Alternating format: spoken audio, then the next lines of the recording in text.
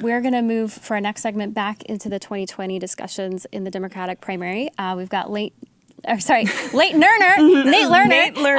back with us. He's co-founder of Draft Beto. Great to have you, Nate. Yeah, thanks so much for having me. Yeah, good morning. Obviously, I want to ask you, well, first of all, how did Draft Beto come about? But is he running? I think so. It's pretty clear he is. He's actually in Wisconsin today speaking to students at the University of Wisconsin. So it's a pretty clear sign that he's building towards a run. Yeah. So you don't think I saw a report in Politico that Schumer had approached him to try to maybe challenge John Cornyn for Senate? That's a no-go? I'm sure he did approach him. I just don't think that's the right fit for him. John Cornyn is much more popular than Ted Cruz. It'd be much harder to beat him. Also, at this point, where Beto is, he's clearly at the presidential level. He's polling just as well as Bernie and Biden and Elizabeth Warren. That's a pretty big opportunity. It'd be pretty crazy to pass it up, and it's really what we need right now as well. And if he were to run, he's going to be up against a lot of women, actually, this time. So how does that change his campaign strategy? I think the whole strategy is going to be very different because he's not running against one of the most hated politicians in our country. He's running against a lot of very well liked and very effective politicians, many of whom are women. And I think for the first time he's going to be attacked from the left, and we're already seeing his record being reviewed, and rightly so. But at the same time, I think he's going to use the same playbook, which is really to kind of throw the traditional playbook back out the window, and go talk to voters, get his message out there, and just be an inspirational force. Well, for the record, President Trump's approval rating, according to Gallup, is 20% higher than Congress's, i.e. where Beto is serving as a congressman. And also, his approval rating is about where President Obama's was. And it's only been going up since the State of the Union, which he did an amazing, huge job. Yeah, we agree to disagree there.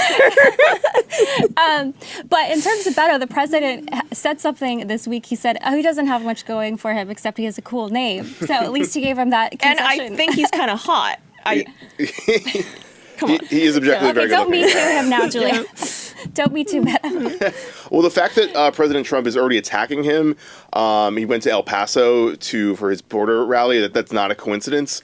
It's because he sees Beto as a legitimate threat. Ted Cruz's own campaign manager called him the anti-Trump, and it's because Beto is very good at countering Trump's rhetoric without sinking to his level.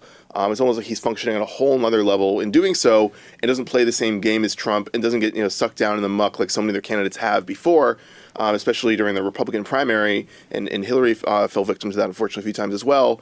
And so I think we need a candidate who is going to be able to win in 2020. That's really all that matters. And when I look at the candidates we have now, I would honestly be more than happy to have any of them serve as our president. But I think that Beto gives us the best chance to win in 2020. Any of them. Yeah, but any of the Democrats. Okay, yeah. Any Democrats. and on that note, what makes Beto, it gives you confidence that he's going to be a better nominee than anybody else who has announced? Mm-hmm. So when I look at Beto, he's someone who is a very inspiring figure. He reminds me a lot of Obama and brings up a lot of the same feelings that I had when Obama first ran. And I know that it's not just me feeling that, because when you look at how people respond to him, they say the same thing. They say something special about him, the way he communicates, the way he expresses policy points, not just by looking at the facts and figures, but also adding in the human element, building a narrative around it, looking at the values and how it reflects our country as a whole. And why do you think that is from a personal standpoint? Because that's so Marshall Gans is a class. He's a Harvard professor I took where he talked about the public narrative in terms of your storytelling. I know for Obama's personal story, having a biracial identity and looking at racial issues, that was a key factor in influencing his cadence and how he speaks. With Bill Clinton, it was all about I'm from a place called Hope.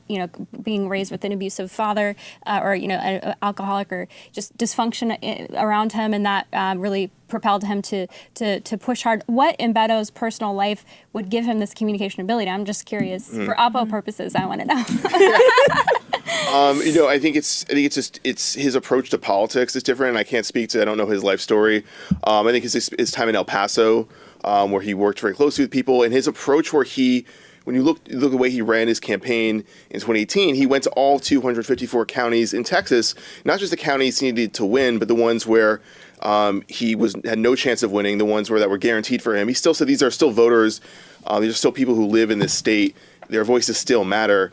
And I think he's someone who, he goes on a listening tour not because it's a good branding move, but because he legitimately wants to hear what people's problems are and how he can work with them to solve them.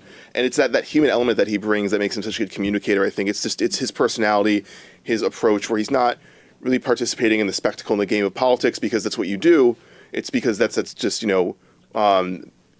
legitimately does care and want to hear and inspire people. So what are his top 3 legislative accomplishments?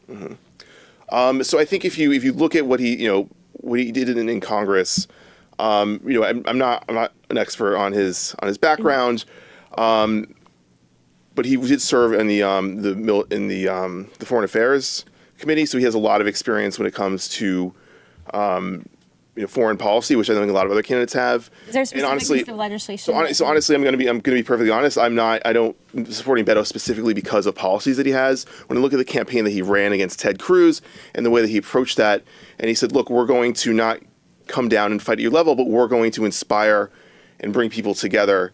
And I think he accomplished that. He is the only candidate who has run against a Republican at that level and performed that well. No other candidate running has run against a Republican in a race that competitive and raised that amount of money. So I think that's a really big factor when you look at experience. And I recognize that Beto is not as experienced as some of the other candidates running. Which is totally fine. And when I say not in some, he still has 6 years in Congress. He still has 6 years as a city council member. And I'm not looking for the candidate who has the perfect record, who has voted for all of the policies. I was a Bernie supporter in 2016. But what I am looking for is somebody who's going to win. And when you look at what he did against Ted Cruz, to campaign against him for 2 years and come out stronger on the other side, that's a big deal. So what do you think is the path forward for the Democratic Party? Because right now, I know for a lot of Republicans, we see Howard Schultz, for example, the fact that he's getting attacked so much because he's simply trying to say, hey, you can't, if you do Medicare for all, it's going to break the bank. It's not fiscally feasible. And he feels like he can't say that in the Democratic Party without being run out. So where does Beto fall on the spectrum in terms of the Democratic Party? Because you've got, I would say very far left like Bernie. You've got, Kamala Harris, who's pretty left, and she's apologizing for being tough against criminals now in order to pander to the left. So you've just got people who I would argue who are being moved left and left and left. Does Beto operate more in the middle of what's happening in the current crop of Democratic candidates? I think it's a little hard to say, and this is kind of the issue we're seeing right now in the primaries. If you bring this purity test to the Democrats and say, okay, you have to be perfect on this and this and this, every single one of them is going to fail. Kamala's going to fail because of her history as a prosecutor. Bernie's going to fail because of his history on guns in Vermont. And it's I think you're going to have the same issue with Beto, but at the same time, where he falls, I think is really where our country is right now. He is kind of center left. He's definitely has a lot of progressive values, a lot of progressive tendencies, the way he is on campaign finance reform, a lot of his approach to immigration. But at the same time, we have to recognize that even though the Democratic Party is getting more progressive and the country is certainly moving in that direction as well, we're still a relatively center-left country, and we need a candidate who's going to reflect that. And so I think it is dangerous if we fall for this trap of just looking for the most progressive candidate, because that's not a winning strategy in 2020. I think it's a winning strategy long-term to shift us forward, but not currently. You think overall our country is center-left? I would say, yeah, if you look at the way people vote, even though they don't always vote for Democrats, they do support Democratic policies. What do you think? Once you explain what the policies actually mean, then the support goes down and down and down. If you just say Medicare for all, a majority of people say they want that. But once you understand that you have to repeal and reject private health insurance, then the support goes down to 37% once you actually explain it and understand what it means. I think that's why for a lot of millennials who say they like socialism, once they understand what that means, because the majority of millennials say they want to open their own business. They're very entrepreneurial. So it's like they want to have their cake and eat it too, or they don't even understand what socialism means. I mean, you can still expand government services and government investment in the economy without stopping and slowing down capitalism. It's I think. So is Beto a capitalist? I think that we're all capitalists. I think even Bernie would say he supports capitalism.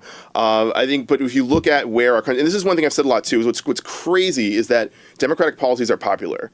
Minimum wage passes consistently. I was in Arkansas where we were swept in 2014, but minimum wage passed by 2/3. And you look at similar policies like with environmental reforms, expanding healthcare, expanding investment in education, they all pass. And even in conservative states, they frequently pass. But the Democrats who support them do not win because we have a messaging problem. And that's the biggest reason why I'm behind Beto is I think he is such a good communicator that he's not just going to fire up our base, but also bring in voters from outside our party, bring in the moderates, bring in folks from all walks of life, and get them to vote for him and vote against Trump. All right, Nate, thanks so much for joining us. Appreciate Sounds it. Yeah, great. and I hope you can get Beto on our show. Yeah, Yeah, that'd be great. next time. I'd love to ask Yeah, him. that'd be great. lots I'll of get on questions that. for him.